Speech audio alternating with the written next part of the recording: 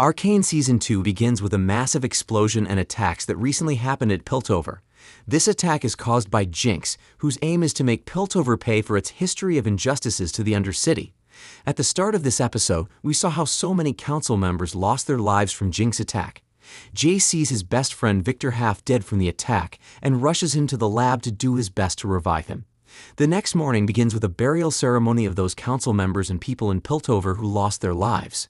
We see Caitlin Kiriman mourning at her mother's grave as her mother was among the victims. Mel consoles her, saying how her mother was a good friend to her and doesn't know how they are going to face this crisis without her. Counselor Sallow, who is now crippled from the attack, doesn't want the fairy tale of peace anymore and wants war. Their people are scared and suffering. They need to know that their leaders have the situation under control, so Counselor Sallow believes the only way to settle this matter is by using unprecedented show of force. He wants them to flood the Undercity with enforcers armed with hextech weapons, but Caitlin doesn't agree to this idea because there are innocent people in the Undercity who will be caught in the crossfire. Mel also agrees with her because if Counselor Sallow's plan is followed, they are going to risk unifying the people of the Undercity against them. Since this attack was done by one person, Jinx, Mel wants them to pin the attack on only Jinx and post a reward too substantial to ignore to anyone who captures Jinx. The other council members feels it's a risk they cannot take. Through voting, they decided to go with Sallow's plan, which is by invading the Undercity. Mel decided to join the plan in the city attack and wins a vote in the council of them not using hextech to attack the city. For such dangerous weapon, using that should be their final resort. Caitlin goes back to her mother's grave where she reunites with her father. Caitlin is filled with regrets because she once had the opportunity to kill Jinx but she didn't, and now that cost her mother's life. Her dad handed her their family fortune called the Karaman Key, which was what her mom left for her before she died. Vi visits Caitlin, who runs to her arms in tears. Vi opens up that she was actually right. The powder she once knew is gone. Vi wants to make this right. She wants Caitlin to get Jace to fix her gauntlet so she can kill Jinx herself, but Caitlin doesn't want to involve herself in a reckless plan anymore. She reveals that the enforcers are going after Jinx and she's going with them. She gives Vi the enforcer's badge, wanting her to join the enforcers, but Vi doesn't want to. How can she join the enforcers, who are same people she watched kill her parents? Jace, on the other hand, is scared that he is going to lose his best friend. He placed Victor inside the hex core, which is the only thing that is actually keeping him alive. Mel lets him know that Caitlin is in Piltover and advises he should go see her because the poor girl is in so much pain. Jace goes to see her and she talks about how she really wants to tear Jinx to pieces. On the other hand, while Vi drowns herself with alcohol with a stranger she met on the streets, a young enforcer girl called Maddie meets her and tells her, and they see her as a legend. Vi got to know that Caitlin has been talking about her amongst the enforcers concerning the good heart she has. After a while, Vi attends a gathering where Counselor Mel addresses the people concerning the crisis happening. During her speech, Vi notices a spy disguised as an enforcer entering the gathering with 2 heavy bags. She tries to do something about it, but is stopped by the security. The spy makes his way to the stage where Mel is giving her speech and unleashed a gun which is being slammed to her face. Another spy admits the crowd removes his disguise and unleashes a gigantic weapon. So many enforcers were killed by the spies, who states out that none of them will ever be safe from them, while the crowd runs away in different directions in fear. Things begin to become more chaotic when dozens of gigantic ships shows up at the gathering, and spies armed with metallic suits emerges out of it and begins to attack everyone. Some enforcers retreats with the counselors, while some along with Caitlin, Vi, and Jace fights the spies, but they are no match for the spies' metallic suits. An idea gets to Vi's mind. She tells Caitlin to help the counselors to safety, while she runs to Jace's lab. On the other hand, while Jace tries to defend himself in the attack, he gets brutally injured by the slash of the enemy weapon. As Jace is about to be slaughtered, Vi shows up and defends him using his hextech hammer. She sees Caitlin and the others surrounded by the spies in metallic suits and tries to help, but unfortunately, she doesn't know how to use the weapon. At the dying moment, Nell Mother arrives with her army and they kill the spies with just a single shot from their weapons. During the council meeting, Caitlin badges in as a decorated officer, stating that her and the enforcers are matching to the Undercity to accomplish 3 objectives, which is locating Jinx, dismantling Shimmer, and neutralize any agents still loyal to Silco. At the Undercity, Sevica hosts a meeting among the gang leaders. She appeals that they should end the internal war amongst themselves and instead join forces to fight the enforcers, who are the real enemy. One gang member called Smeech believes they won't last long if they don't get the enforcers off their backs and suggests they hand over Jinx to them since that's who the enforcers want, but Sevika doesn't agree with this. The last thing she can ever do is to hand of one of their people to the enforcers. Just as Sevika throws bottles and objects confused on what to do to defeat the enforcers, Jinx shows up and reveals a plan to her. Just as Jinx got out of Sevika's room, she is being secretly followed by Smeech and his gang members. Meanwhile, Victor is revealed to have survived all thanks to the hex core, but it changed and involved his body as he's now looking like a robot. Victor is rather displeased with Jace because they had agreed to get rid of the hex core due to how dangerous it is. Jace tells him that he is going to resign from the council and wants them to explore the capability of the hex core in a lab together, but Victor isn't interested. He decided to walk away from all these and says goodbye to Jace. Caitlin, Vi, and the other enforcers tracks down Jinx to her hideout in the Undercity. They release deadly gas and scouts around the area to look for her as she watches them in a hiding spot. From the spot, Jinx gets a perfect aim to blow Vi head to pieces, but it turns out the love for her sister is still there and holds back.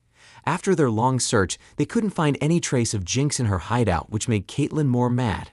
Jinx escapes the place and runs away as she screams in agony and pain. Just during the run, she is knocked down by a member of Smeech's gang. Smeech wants to capture her and hand her over to the enforcers to end the war. As they try to knock her out, they get attacked by Sevika. Jinx quickly throws a mental arm she made for Sevika, which turned her into a badass and powerful warrior woman. Single-handedly, she took down Smeech's men. Smeech is a very good and skillful fighter, so it took long to put him down, but thanks to the metal arm Jinx gave to Sevika, she kills Smeech, tearing his body to pieces. Meanwhile, Victor strolls around the Undercity and finds himself in the company of those in the darkest recesses of the city.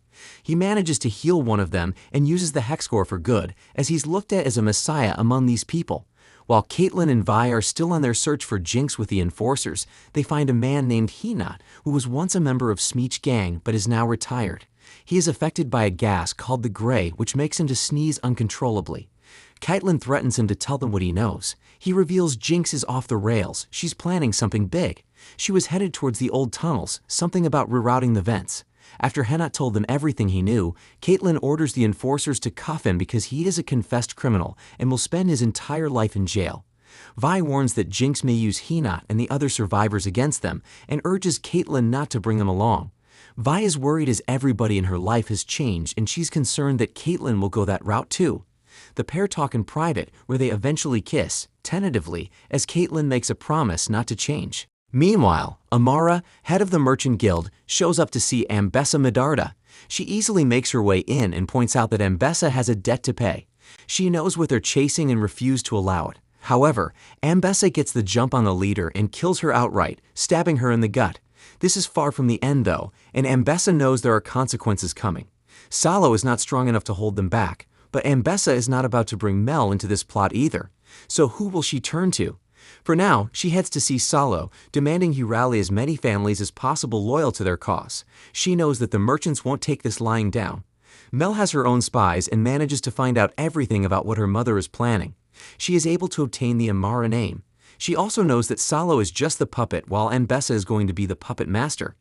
Mel wants to stop her mother Ambessa, who was planning to overtake Piltover. Her spy gives her a vital of Shimmer. It could be enough for Mel to take out Salo and stop her mother no matter what. At Jace's lab, Heimerdinger and Echo goes to see him.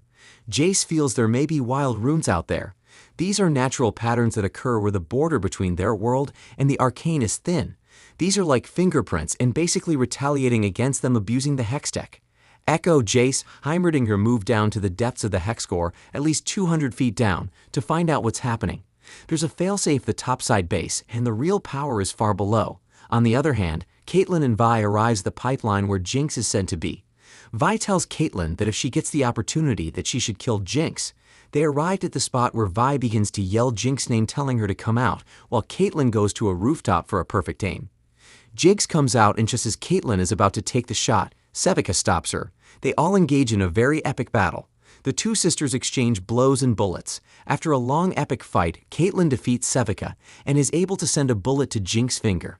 This allows Vi to pin Jinx to the ground and defeat her. Just as Vi tries to finish Jinx off with a blow, a little girl Jinx once saved from some gangsters arrives to protect her. Her name is Isha, as she points a gun at Vi telling her to back off. Vi holds back as she cannot kill an innocent kid like this, and in many ways, it reminds her of Powder too. Caitlin takes the shot, shooting the kid's gun out of her hand. Isha instead throws her arms around Jinx to protect her. Caitlin is ready to kill the kid and Jinx alike, but Vi is the voice of reason here. She grabs the gun and stops her from killing an innocent.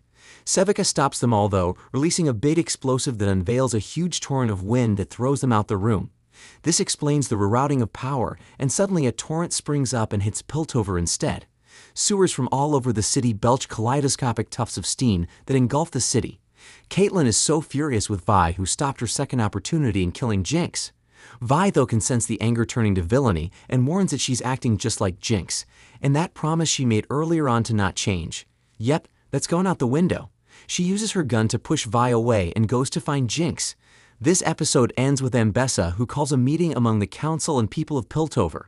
Due to all the death that keeps happening to them and her people over and over again, all in the name of peace, wants wrath to be met with wrath. She wants a general to be appointed to lead them until the threats is vanquished, someone who will not pale when faced with the Undercity degeneracy. To everyone's surprise, Ambessa appoints Caitlin as the general.